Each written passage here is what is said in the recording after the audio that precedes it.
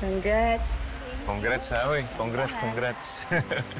Salamat talaga, Emma, at pumayag ka maging ninang. Naku, matatanggihan ko ba tong anak mo? Tingnan mo ang ganda-ganda, oh. O ano, excited ka na rin. Ikaw na ang susunod.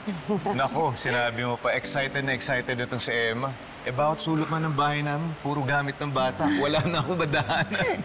Siyempre, kailangan handa tayo pag dumating si Kyla. Oo naman. Alam nyo, blessing talaga sa buhay nyo yung batang yan. Ay, salamat at dininig na ng Diyos yung dasal ko.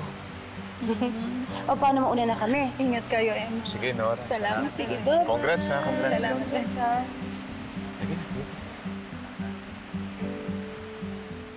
Hello, Jeremy.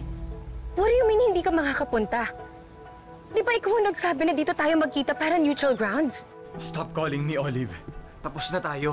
What do you mean? Paano na lang tong anak natin? That baby is a mistake. This baby is a blessing to me. Huwag mo na sirahan yung marriage ko. Jeremy, please. Ang sabi mo, pananagutan mo kami ng anak mo.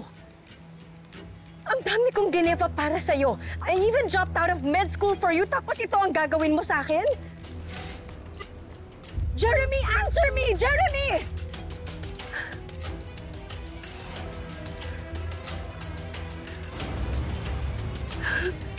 Dahan-dahan lang, ha? Naman ako pilay. Oo nga, pero sabi ng doktor, dapat lagi tayong mag-ingat. Dapat na, nagpapahinga ka lang ngayon sa bahay. Ang sabi din ng doktor, malabo na daw na makunan ako kasi nasa 3rd trimester na tayo. Oo nga, Emma, pero dapat nag-iingat pa rin tayo, di ba? Para safe yung magiging anak natin. Napakaswerte ko talaga sa'yo. Emma, ako ang maswerte. Alam ko, parati ko nang tinatanong sa ito. Pero gustong-gusto na kita pakasalan, Emma. Matagal na rin naman tayong magnobyo. Tsaka para patunayan ko na rin sa anak natin na hindi ko kayo iiwan. Na pananagutan ko kayong dalawa, Emma. Matagal ko na rin namang gusto yan. Pero siguro dapat hintayin na lang natin dumating si Kyla. Kasi gusto ko kasama natin siya kapag nagsumpaan tayo sa harap ng Diyos.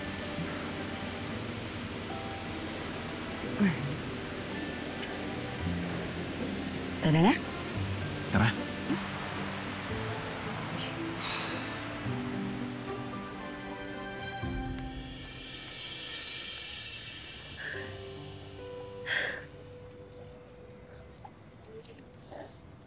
Angela, anak. Huwag kang makikinig sa sinasabi ng daddy mo. That's not true.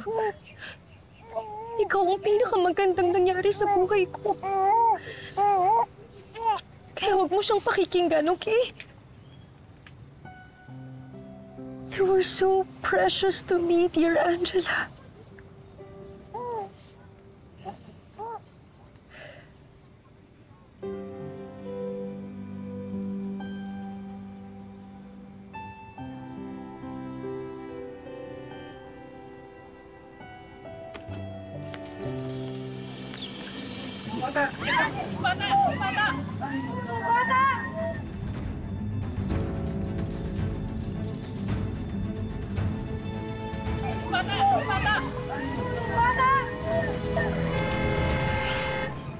Sandali!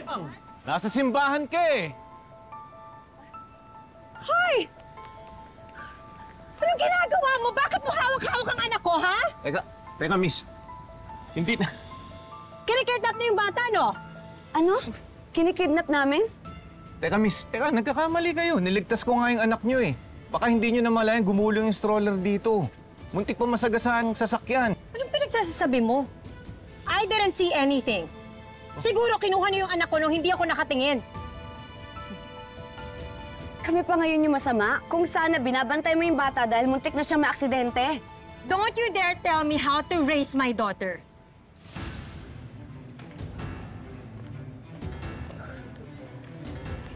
Ito, sama-sama ng ugali. Siya na nga yung tinulungan para iligtas yung anak niya. Sana Dan wala nang masamang mangyari sa bata. Yung sana nga, Emma. Ayos ka lang ba? Hindi ka na.